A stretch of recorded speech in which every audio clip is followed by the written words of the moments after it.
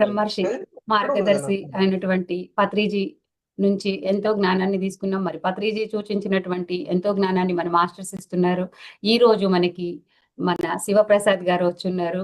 శివప్రసాద్ గారి గురించి అందరికీ తెలుసు. పత్రిజీ సార్కి అంతరంగిక కార్యదర్శిగా ఉండి జానలహరి ఫౌండేషన్ ద్వారా ఎంతో మందికి ఇతోధికంగా జ్ఞానాన్ని ఇస్తున్నారు. మరి ఈ రోజు సార్ ద్వారా మనం ఏ జ్ఞానాన్ని తీసుకోబోతున్నామో మరి వారి మాటల్లో విందాము. ఎవరికైనా ఏమైనా ప్రశ్నలు ఉంటే అడగొచ్చు. మరి అందరికీ హృదయపూర్వక స్వాగతం. Welcome sir. నమస్తే. నమస్తే. Please welcome sir. Continue. Thank you very much. ఏమైనా ప్రశ్నలు ఉంటే అడగమను. వాళ్ళు అన్మ్యూట్ చేసుకొని క్వశ్చన్స్ అడగొచ్చండి. నమస్తే సార్. సెల్ఫ్ చెక్ అంటే రకరకాలుగా చెప్తారు, అసలు కరెక్ట్ ఏంటో చెప్పండి సార్. సెల్ఫ్ చెక్ చేసుకోవాలంటారు కదా, దాని గురించి అంటే మనల్ని మనం చెక్ చేసుకోవటమా ఇంకేమన్నా ఉందా?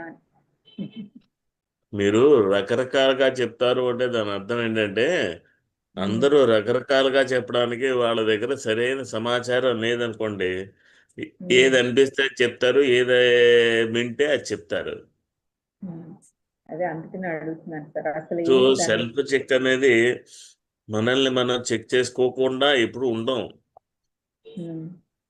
ఎప్పుడు ఏంటంటే సెల్ఫ్ చెక్ అంటే ఏంటంటే ప్రతి విషయంలో సీరియస్గా ఉండాలి. సీరియస్గా అంటే ముఖాన్ని బిగించి పెట్టుకోవడం కాదు.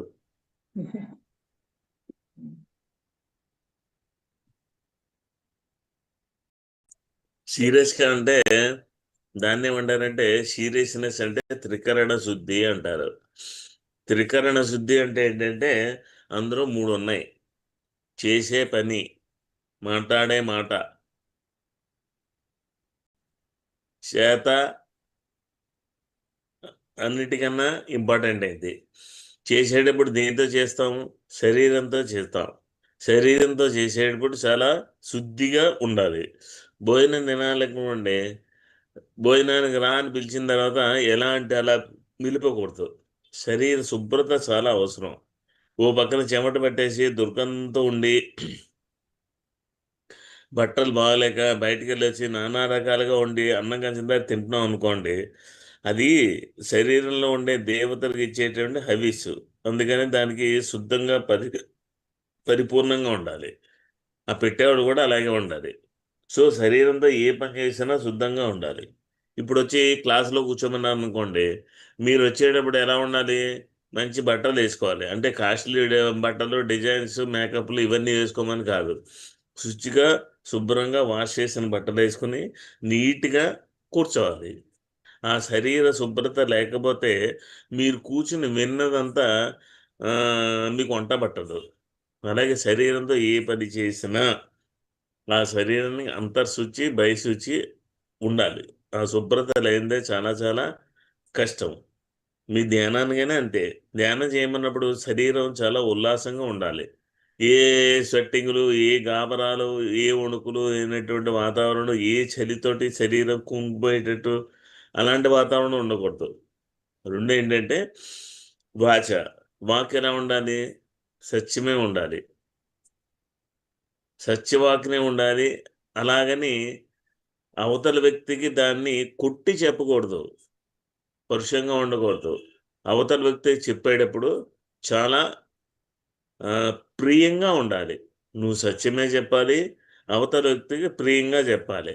వాడు దున్నపోతే కదా నీకేం తెలియదురా కూర్చో ధ్యానం చేయి అన్నాం అనుకోండి, వాడు వినడు కూడా వినడు.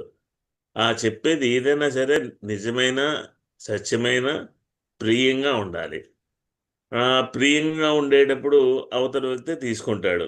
మూడో విషయం అన్నిటికన్నా ఇంపార్టెంట్ ఏంటంటే ఇప్పుడు నేను నోరు తెరిచి మాట్లాడడం అవసరమా అని చెక్ చేసుకుని మాట్లాడాలి. వాక్ విషయంలో ఈ 3 జాగ్రత్తలు తీసుకోవాలి. 1 సత్యమే మాట్లాడాలి, 2 ప్రియంగా చెప్పాలి, 3 అవసరమైతే మనం నలుగురు మధ్యలో ఉన్నప్పుడు నోరు తెరవాలి. మన టైం వచ్చేంత వరకు తెరవకూడదు. అసలు అవసరం ఉందా లేదా అని చెక్ చేసుకోవాలి. ఇది చాలా చాలా ఇంపార్టెంట్ సెల్ఫ్ చెక్ అంటే. ఇంకా మూడోదేముంది చెప్పండి. చెప్పండి. మొదలు చెప్పండి.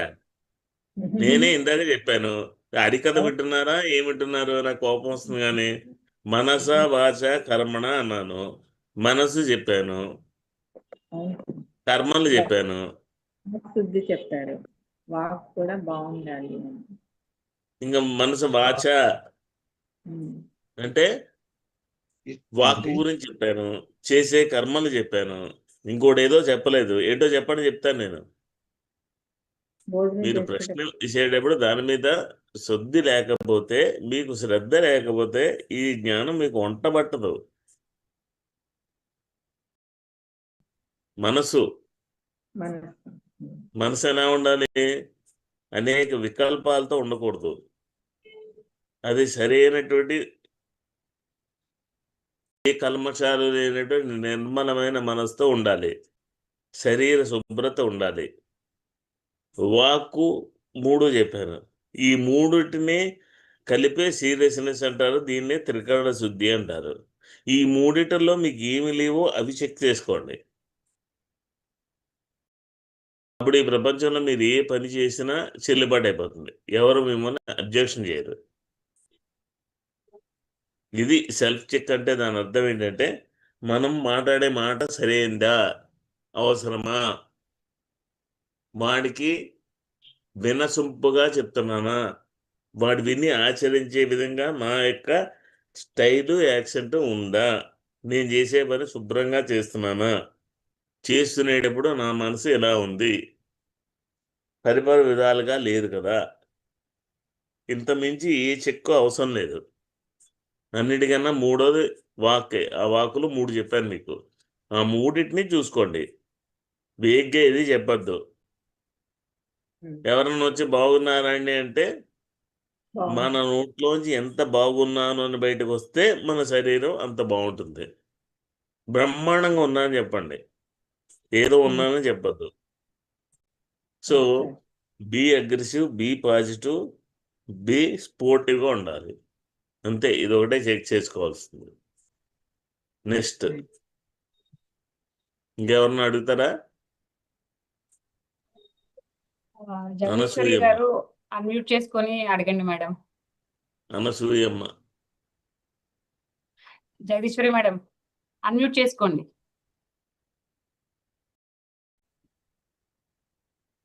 Jagadeeswari madam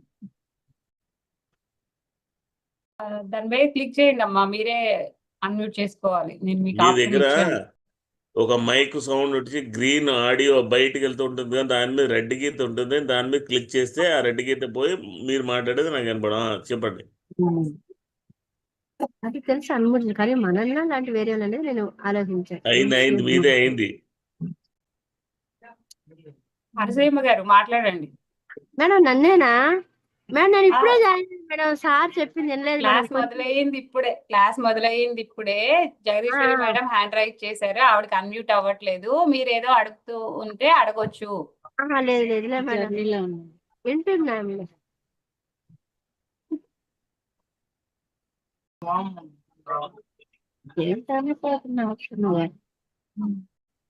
okay.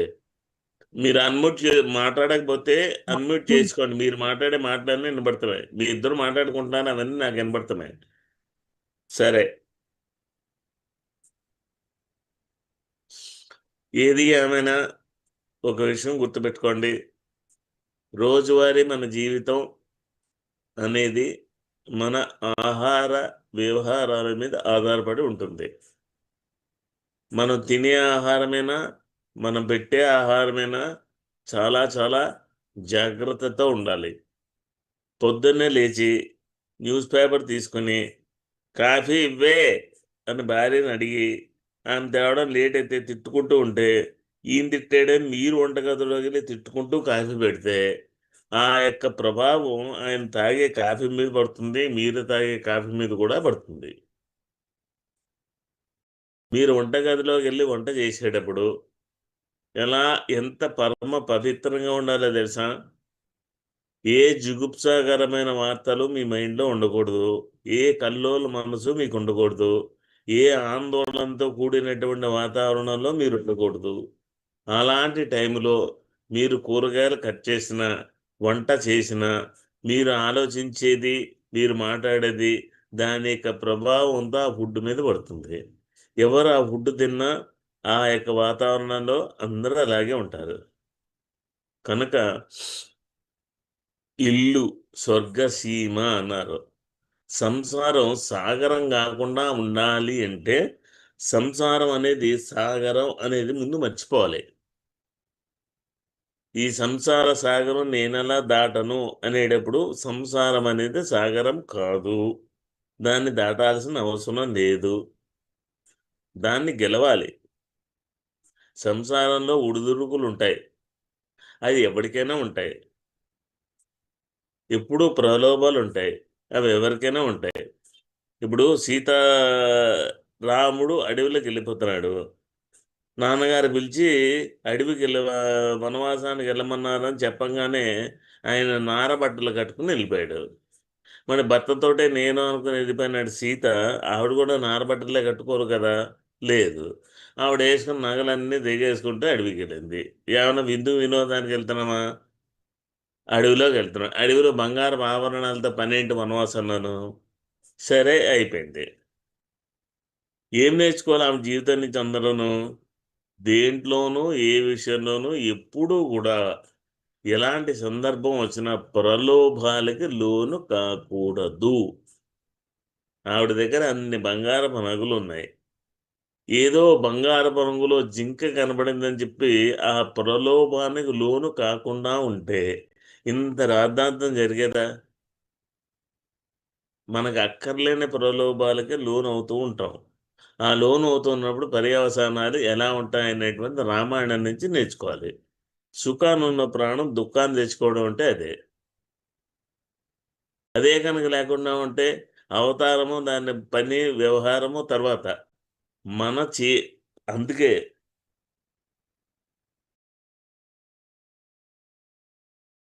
అందుకే ఆయన అడవికి వెళ్తున్నప్పుడు కైకేయి అడుగుతుంది, నువ్వు వనవాసానికి వెళ్తున్నా ఈ బంగారు నగలు పట్టు చీరలు అవసరమా అని సీతాదేవిని అడుగుతుంటే వశిష్ఠుడు అడ్డుపడతాడు. ఆయనకు తెలుసు భవిష్యత్ అంతా.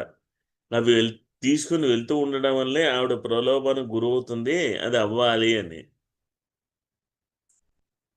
అసలు ప్రలోభానికి గురవ్వడం ఎందుకు, విషయాన్ని తెచ్చుకోవడం ఎందుకు, దాన్ని పరిష్కరించుకోవడం ఎందుకు? ఆ ప్రలోభాలకు వెళ్లకుండా ఉంటే పోతుంది కదా. ఇదే విషయం లాస్ట్ రావణాసురుడు చచ్చిపోతూ చెప్తాడు. రాముడు అడుగుతాడు, రావణుడు బ్రహ్మ, ఆయన తపస్సులో ఆయన మించినవాడు లేడు.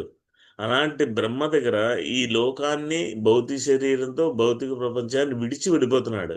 అంతిమ సందేశం అని ప్రతి యోగి ఇస్తాడు, ప్రతి గురువు ఇస్తాడు. ఆ ఇచ్చినటువంటి అంతిమ సందేశాన్ని తీసుకోవాలి. అప్పుడు లక్ష్మణ్ వెళ్ళి అడగమంటాడు. వీడు కొంచెం అహంకారం కాబట్టి ముందు వెళ్ళాడు. దాని తర్వాత రాముడే స్వయంగా వెళ్ళి, రావణ నీ ద్వారా లోకానికి నీ చివరి సందేశం ఇయ్యే అంటాడు. ఎందుకంటే కాసేపటి చనిపోతాడు ఇంకా. అప్పుడు రాముడు చెప్తాడు, అప్పుడు రావణాసురుడు అంటాడు, రామ నేను నిన్ను కలిసే సందర్భాలు 3 వచ్చాయి, కానీ ఆ 3టిని నేను ఉపయోగించుకోలేదు. నేను కనుక నిన్ను కలిసి ఉంటే నా జీవితం మరో రకంగా ఉండేది. నేను నిన్ను కలవలేదు సరికదా, అనవసరంగా ఆకర్షణలు ప్రలోభాల వెంట పడ్డాను నేను. ఏదో నా చెల్లి చెప్పిందని, ఏదో నా వాళ్ళు చెప్పారని నాకు ఎంత ఉందనేటువంటి విర్రవిగానే తప్ప ఆ ప్రలోభాల వెంట నేను పడకుండా ఉండుంటే నా జీవితం ఇంకో యాంగిల్లో ఉండేది. కనుక నా యొక్క చివరి సందేశం అదే. ఎవరు కూడా తన జీవితాన్ని ఎందుకు నాశనం చేసుకుంటారంటే 2, 1 ఆకర్షణ, 2 ప్రలోభం. ఈ రెండిటి నుంచి ఎవరు దూరంగా ఉంటారో వాళ్ళ జీవితం రంగరంగ వైభవంగా ఉంటుంది. అది రావణాసురుడు చివరిగా ఈ లోకానికి ఇచ్చిన సందేశం. ఆయన ఏం సందేశం ఇచ్చాడో మనం రామాయణం పట్టుకోలేదు, కానీ ఆ రామాయణం అనగానే రాముడు ఫోటో, సీతాదేవి ఫోటో పెట్టేసి, విగ్రహాలకు పూలు పెట్టేసి, దండేసి ఏదో పూజ చేసేస్తాం, కానీ జరిగిన తత్వాలన్నీ అర్థం చేసుకోమను. నిజంగా రావణాసురుడు ఇచ్చినటువంటి చివరి సందేశాన్ని కనుక మానవాళి పుణికి పుచ్చుకుంటే ఈరోజు కలియుగం అనేటువంటి వంక తప్పించుకొని ఎంతమంది జీవితాలు ఎంత హాయిగా ఉంటాయి? కేవలం ఆకర్షణ, ప్రలోభం, ఈ రెండు తీసేయండి. ఏదో సౌత్ ఇండియన్ షాపింగ్ మాల్లో పండగ సీజన్కి పెట్టారు. ఆడిచ్చేది చిన్న రూము, ఉండేది ఒక టేబుల్, దాని మీద ఇంత రాసేసాడు. ఏరుకోవడానికి 100 మంది వెళ్ళారు. కుట్టుకోక ఏం చేస్తారు అందరూ? దేనికోసం వెళ్ళారు అందరూ అక్కడికి? ఆకర్షణ. ఆకర్షణ లేకపోతే ఎంతో మంది ఎన్నో పెడుతున్నారు కదా, వెళ్తారు అందరూ. మనుషుల యొక్క వీక్నెస్ మీద వ్యాపారం చేసేటువంటి వాళ్ళు ఎప్పుడూ సమాజంలో ఉంటారు. అయితే మనం మన గురించి ఆలోచించుకోవాలి. ఇందాక సెల్ఫ్ చెక్ అన్నారు కదా, ఆ సెల్ఫ్ చెక్ చేసుకోవాలి అంటే ముందుగా కావాల్సింది ఏంటంటే, దేన్నైనా నేను కొనుక్కోవాలి అని అనుకున్నప్పుడు ఇప్పుడు దీని అవసరం నాకేంటి, ఈ క్షణం దాటితే దాని యొక్క పరిస్థితి ఏంటి అని ఆలోచించుకోవాలి. ఆలోచించుకున్నాం అనుకోండి, దాని యొక్క అవసరం అని అనుకునే దానికన్నా దాని యొక్క అనవసరమే ఎక్కువ మీకు కనబడుతుంది. సో దేని వెంట పడాలి, దేని వెంట పడకూడదు అనేటువంటి విచక్షణ తీసేయాలి. రేపు వస్తుంది 4 రోజుల్లో భోగి, సంక్రాంతి, కనుమ. ఈ పండక్కి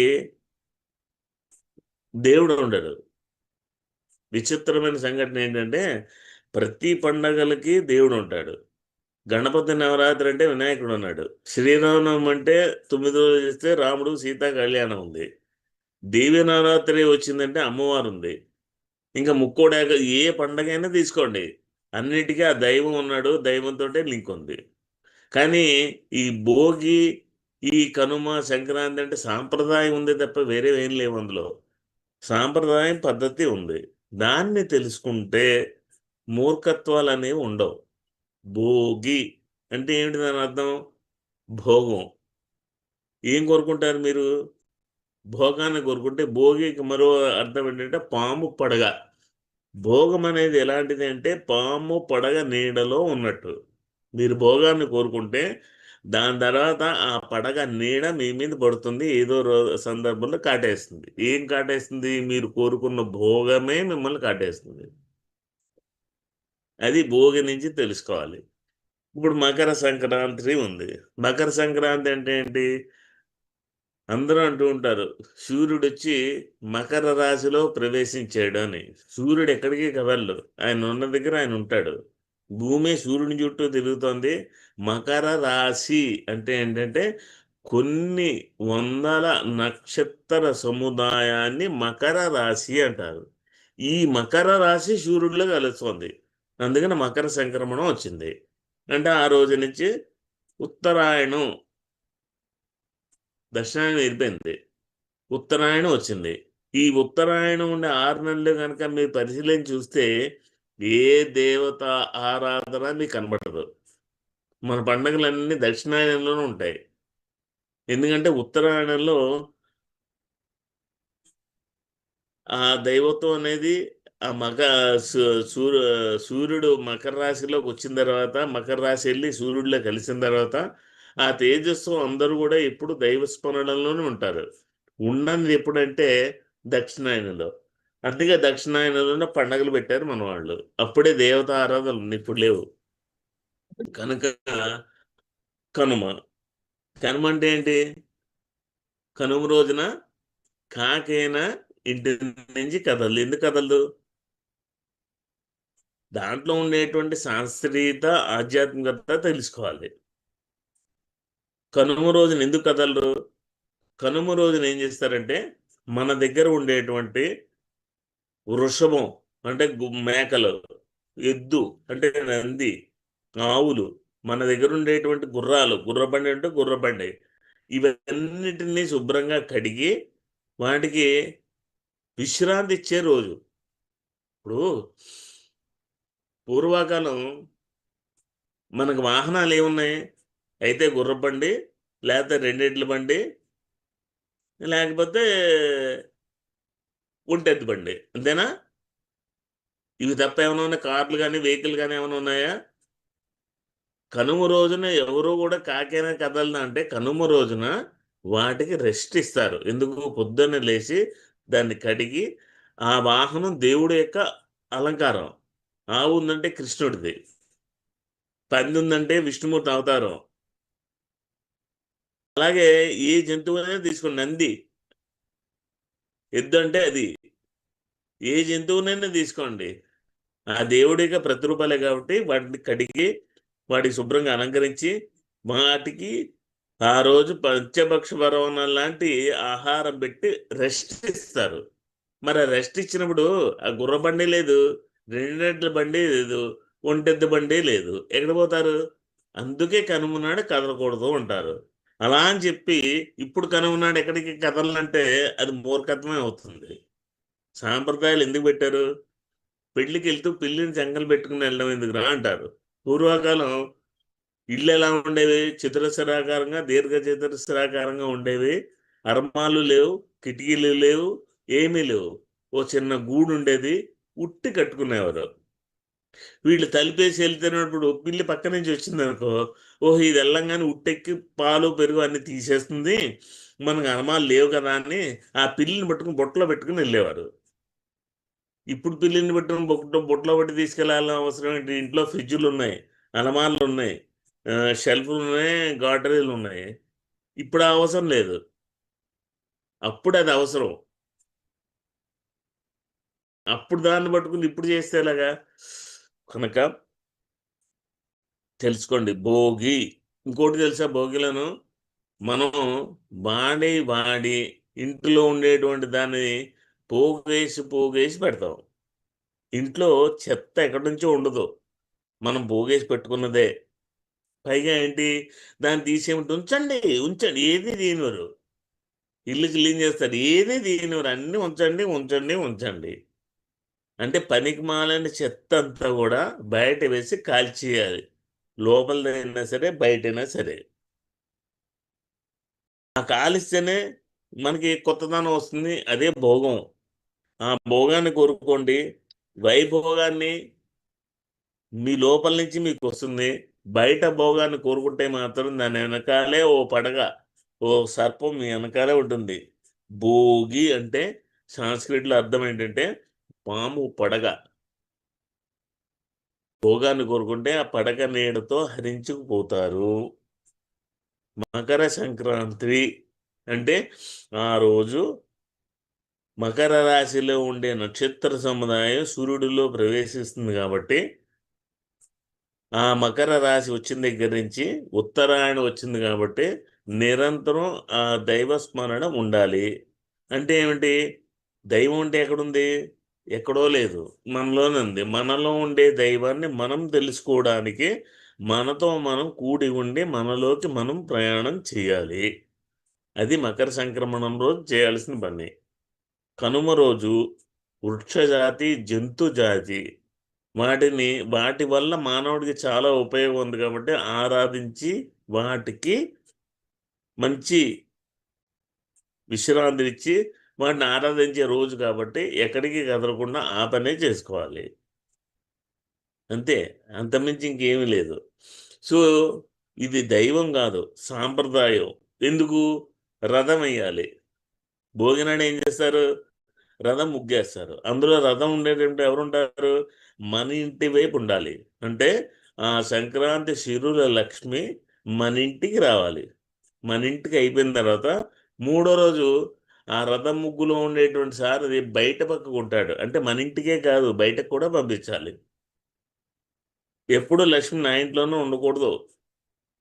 నా ఇంట్లో ఇవాళ ఉందంటే రేపు వేరే వాళ్ళ ఇంటికి వెళ్ళిపోవాలి. అదే సంక్రాంతికి రథం ముగ్గులో ఉండేటువంటి అర్థం.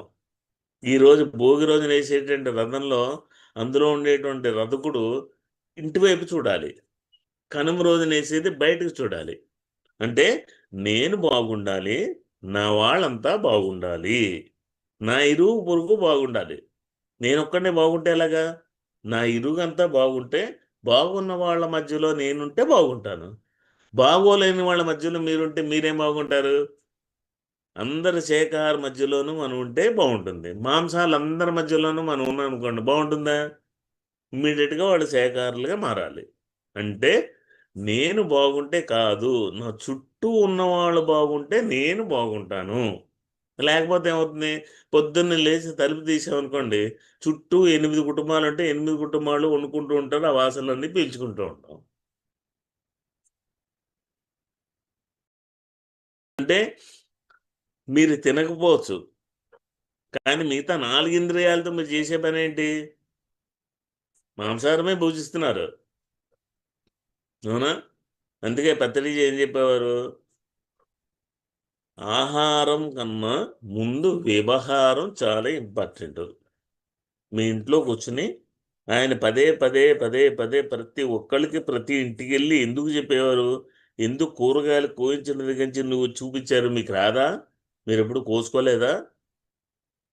ఆ కోసేటప్పుడు, ఆ తరిగేటప్పుడు మనలో ఉండేటువంటి ద్వేష భావాలు బయటికి రాకూడదు.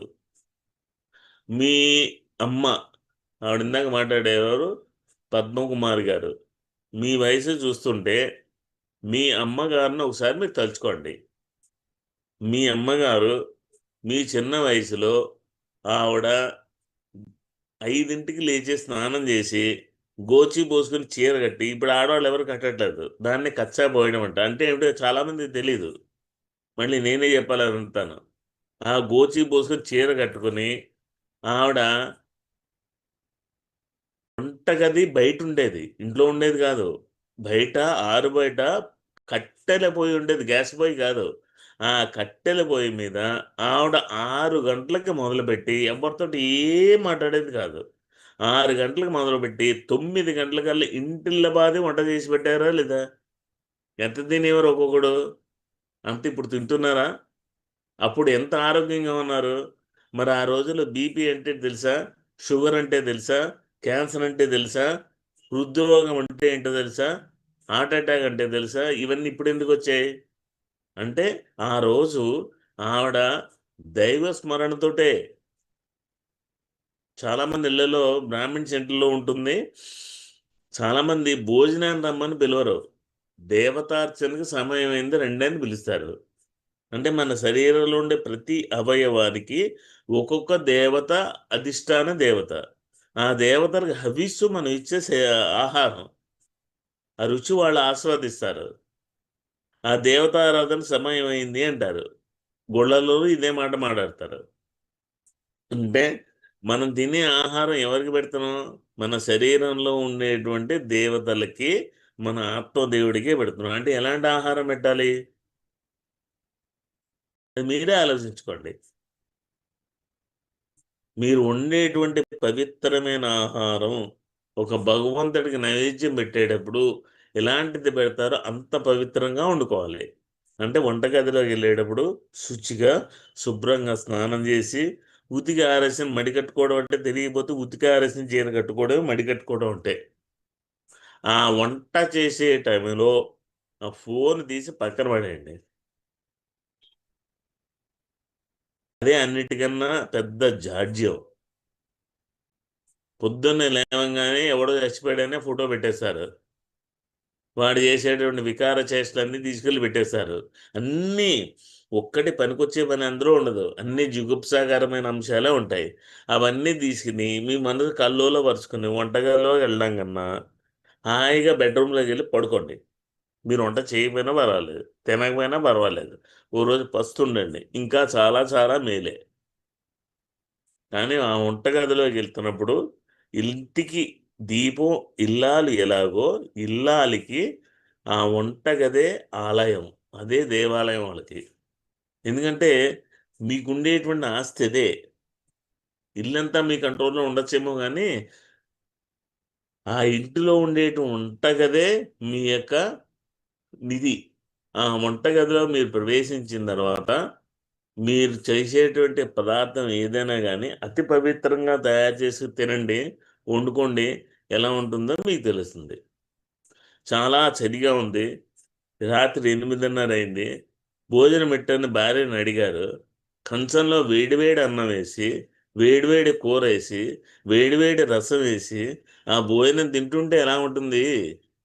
ఎప్పుడో పొద్దున్న వండేసుకున్నవి ఆ చల్లటి కంచంలో వేసుకుంటే ఎలా ఉంటుంది? ఆ రెండింటికి తేడా గమనించండి. బతికే దేనికోసం? ఎన్ని రోజులు ఉంటాం? ఈ వ్యవహారాన్ని మనం గాలికి వదిలేస్తే మనం తినే ఆహారం మనకి మేలు చేయకపోగా దాని నుంచి ఎలాంటి ప్రయోజనము ఉండదు. కొంతమంది నీళ్లు తాగుతారు. నీళ్ళు ఎలా తాగాలి? 2-3 గుక్కలు తాగిన తర్వాత నోరంతా పుక్కిలించాలి. ఎందుకంటే నోట్లో అనేక రకాలైన ఎంజైములు లాలాజలంతో పాటు వస్తాయి. అవి శరీరం లోపలికి పోవాలి, ఉమ్మేయకూడదు. బండి మీద వెళ్తేనే రోడ్డు మీద అప్రాచ్యంగా ఉమ్ముతూ ఉంటారు. ఎందుకు ఉమ్ముతారో ఎవరికి తెలియదు అది. ఎందుకంటే ఆ లాలాజలం లోపలికి వెళ్ళకపోతే మీ జీర్ణ వ్యవస్థ పటిష్టం కాదు. తెలిసి 2 విషయాలు బాగా గుర్తుపెట్టుకోండి. మనిషికి నీరు, ఆహారం చాలా ముఖ్యమైనది. ఈ విషయం ఎప్పుడు పత్రిజీ చెప్తూ ఉండేవారు. నీరు, మీరు తాగిన నీరు సగం మూత్రం ద్వారా బయటికి పోతుంది. ఆ నీటిలో సగంలో సగం మీ రక్తంలో కలుస్తుంది. ఆ రక్తంలో కలిసబట్టే ఆ రక్తం గడ్డ కొట్టకుండా పల్చగా ఉండే, అది ఎలా ఉండాలో అలాగే ఉండి మీ హృదయానికి, మైండ్కి ప్రసారం చేస్తూ ఉంటుంది. ఇంకా అందులో ఉండేటువంటి సగంలో సగం అతి సూక్ష్మ భాగం మీలో ప్రాణశక్తిగా మారిపోతుంది. దాన్నే ఆక్సిజన్ అన్నారు. అందుకే డాక్టర్ దగ్గరికి వెళ్ళి నీరసంతో వెళ్తే మీలో ఆక్సిజన్ లెవెల్స్ తక్కువ ఉన్నాయని అంటారు. అంటే వాళ్ళు నీళ్ళు ఎక్కువ తాగరు. ఎందుకు నీళ్ళు 5 లీటర్లు తాగమని చెప్తారు? అందులో 2.5-3 లీటర్లు మూత్రం ద్వారా బయటికి పోతే అందులో సగానికి సగం మన అవయవాల్లో ఉండేటువంటి రక్తంలో కలవడం వల్ల ఆ రక్తం గట్టగట్టకుండా ఉంటుంది. మిగతాది ప్రాణశక్తిగా మారుతుంది. ఇందుకు నీళ్లు బాగా తాగిన వాళ్ళు తేజస్సు, గ్లామర్తో ఎందుకుంటారంటే వాళ్ళలో ఆ ప్రాణశక్తి విలువలు ఎక్కువ ఉంటాయి. నీటి యొక్క ఇంపార్టెన్స్ అది.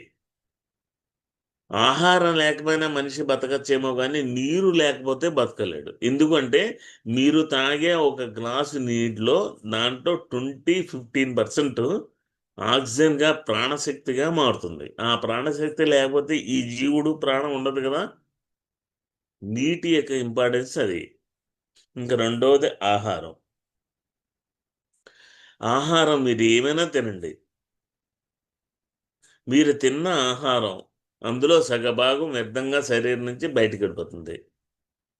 అందులో సగం ఉంటుంది కదా, ఆ సగంలో సగభాగం ఏమవుతుందంటే మీ శరీరంలో కండగా మారిపోతుంది. దాన్నే కొవ్వు అన్నారు, లేకపోతే మాంసకృత్తులు అన్నారు. అందులో సగంలో సగభాగం సూక్ష్మ భాగం ఏమవుతుందంటే అది మీ మనసుగా మారిపోతుంది. అక్కడ పదార్థం ఉండదు, తత్వం ఉంటుంది. సూక్ష్మంగా అది మీ మనసులో కలిసిపోతుంది. అది కలిసిపోయిన తర్వాతే మనసుకి ఉండేటువంటి జీవుడు, అంటే మనలో ఉండేటువంటి ఆ భగవంతుడు మనకి ఆ సంకల్పము ఇచ్చాడు. నువ్వు ఎలా బతకాలి, ఏం చేయాలి అనేటువంటి సంకల్పాన్ని ఇచ్చాడు, కానీ వికల్పాన్ని ఇవ్వలేదు. ఆ వికల్పం ఎక్కడొస్తుందంటే మీరు తిన్న ఆహారం నుంచి వస్తుంది. మీరు మాంసాహారం తిన్నారనుకోండి, ఎందుకు మా శరీరానికి ఆ మాంసాహారం సరిపోదు, దాన్ని తినకూడదు అని పదే పదే పత్రిజీ చెప్పేవారంటే మనం తిన్న సగం ఆహారం బయటికి వెళ్ళిపోగా మిగతా సగం మాంసకృతులుగా, కొవ్వుగా, ఫ్యాట్గా మారిపోతుంది మన శరీరంలో.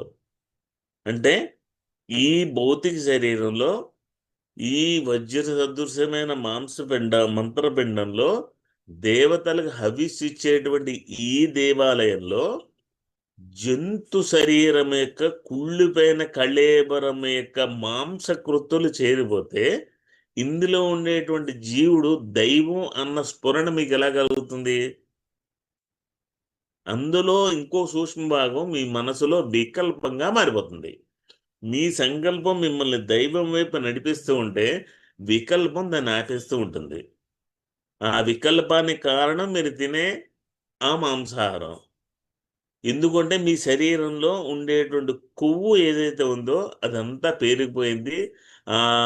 జంతు శరీరాల యొక్క కుళ్ళిన కొవ్వు పదార్థం మీ శరీరం అంతా ఉంది.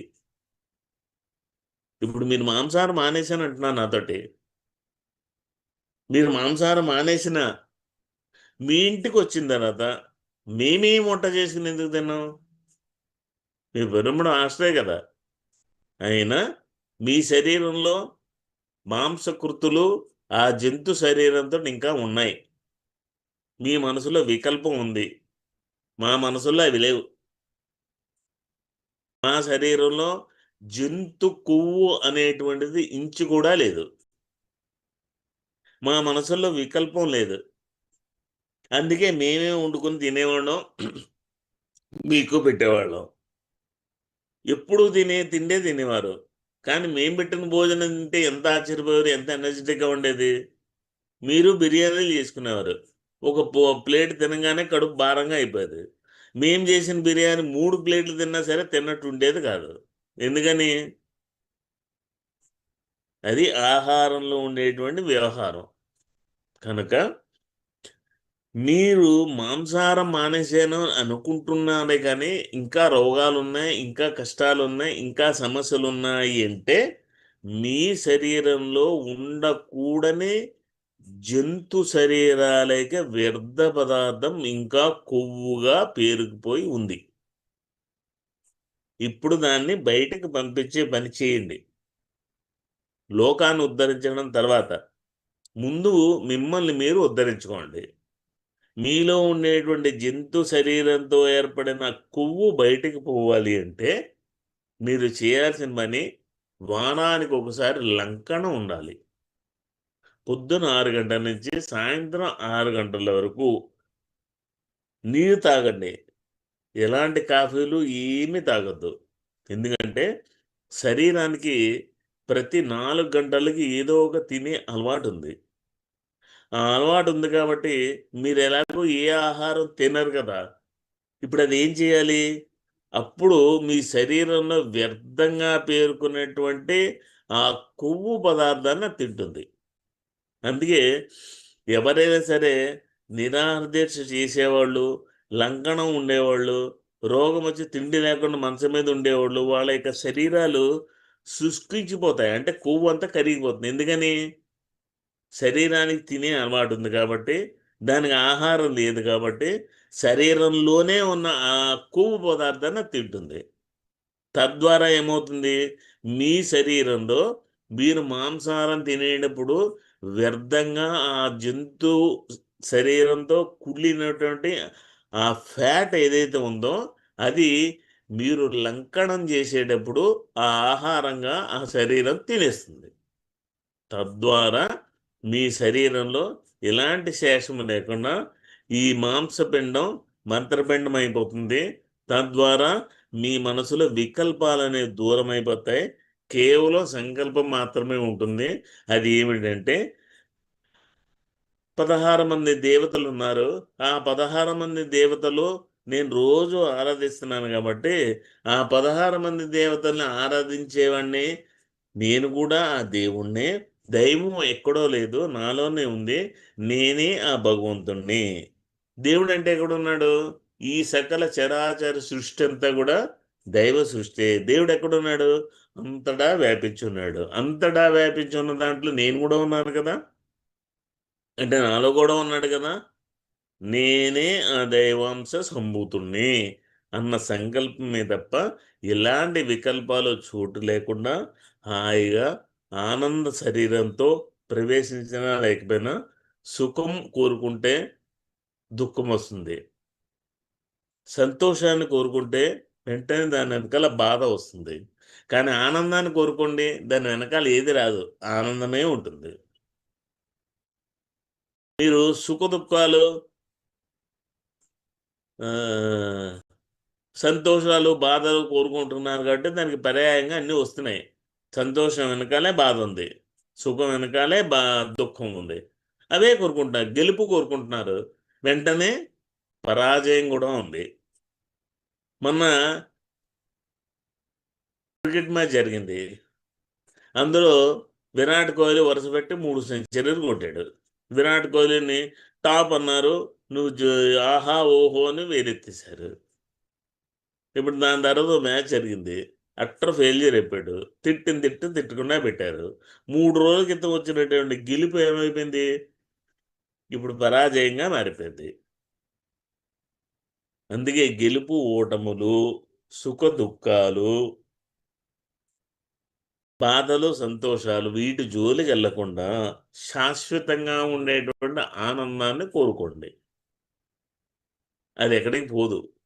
ఎందుకంటే నిజానికి ఆ ఆనంద స్వరూపలమే మనము.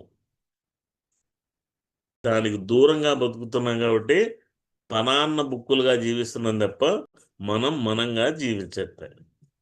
కనుక మై డియర్ ఫ్రెండ్స్, ఈ సందర్భంగా తెలుసుకోవాల్సింది ఏంటంటే నీటి యొక్క ప్రాధాన్యత, ఆహారం యొక్క ప్రాధాన్యత.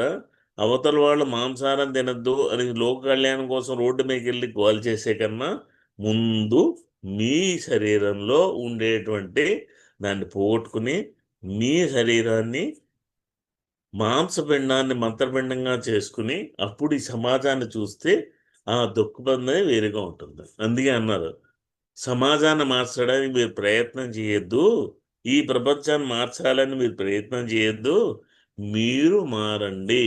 మీరు మారితే ఆటోమేటిక్గా ప్రపంచం మారిపోతుంది. ఓకే, ప్రస్తుతానికి సెలవు. Thank you very much. Sir, thank you. Jagadeeswari madam, మీ క్వశ్చన్ అడగండి.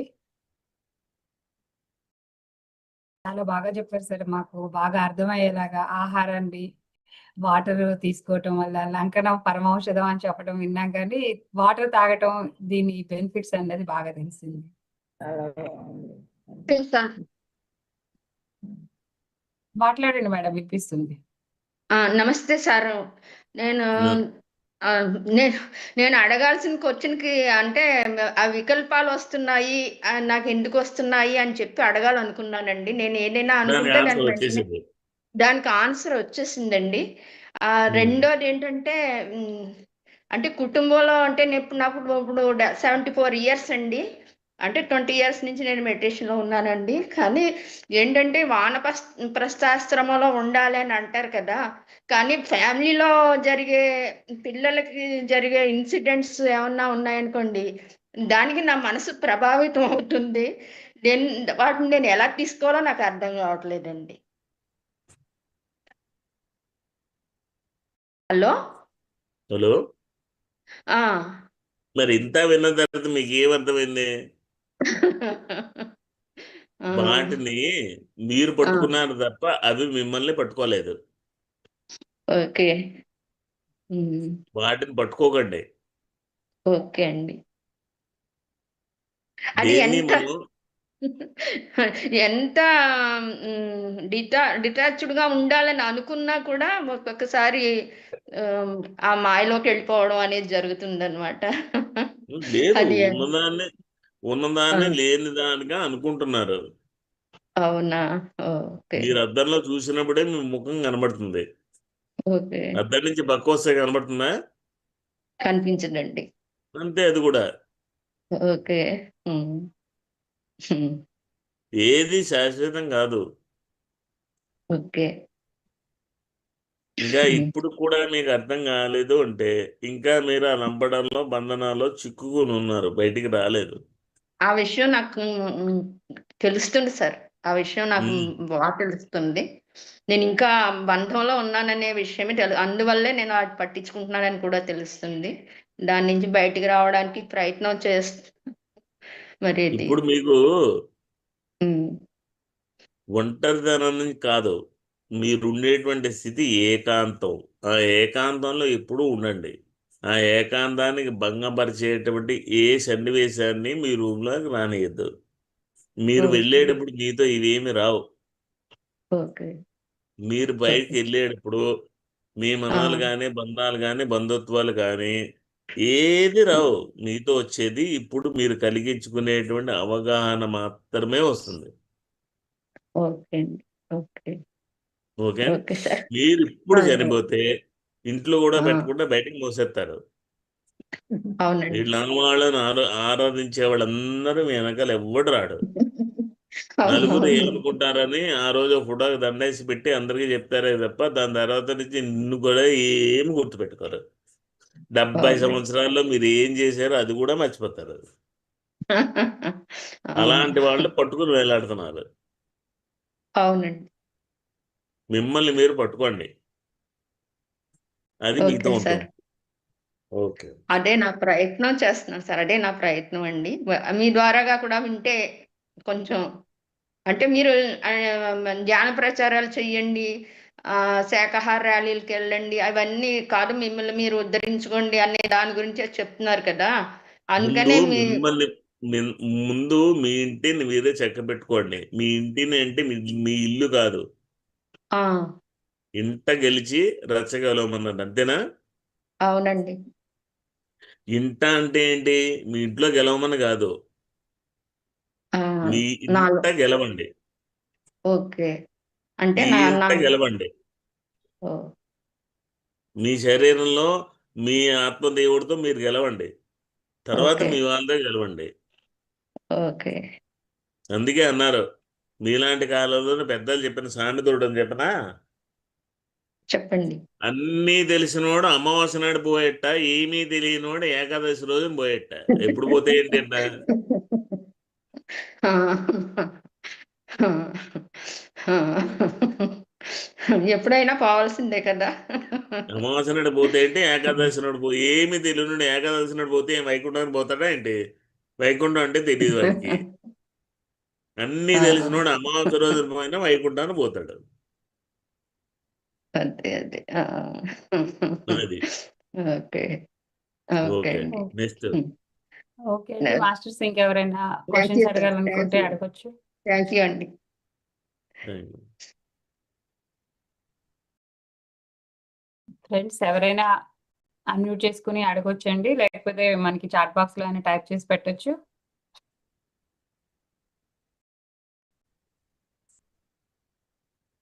క్వెషన్‌లు ఎవరికి ఏం లేవు సార్.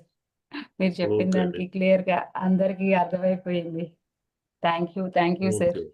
Thank you. ఇలా మీరు మాకు చెప్పడం చాలా చాలా ధన్యవాదాలు. మరి పత్రిజీ సూచించినటువంటివి మీరు ఆచరిస్తూ మరి మాకు అందరికీ మాతో పంచుకోవటం, మీరు సార్‌తో ఉండి ఆహారం, వ్యవహారం ఇలాంటి విషయాల్లో ఎలా ఉండాలి, ఏంటి అన్నది అన్నీ ఈరోజు ఇంకా చక్కగా వర్ణించి చెప్పారు. Thank you so much. Friends చూస్తున్నారు కదండీ! మరి ఈ జ్ఞానామృతాన్ని అందరికీ అందించవలసిన బాధ్యత మనందరి మీద ఉంది. ఈ వీడియోని లైక్ చేయండి, షేర్ చేయండి. మన వారందరికీ తప్పనిసరిగా దీన్ని చేర్చాలండి. Thank you so much masters. మరొక కార్యక్రమంలో మరలా కలుద్దాం. అప్పటి వరకు సెలవు. నమస్తే. సర్వే జన సుఖినో భవంతు. లోకా సమస్త సుఖినో భవంతు.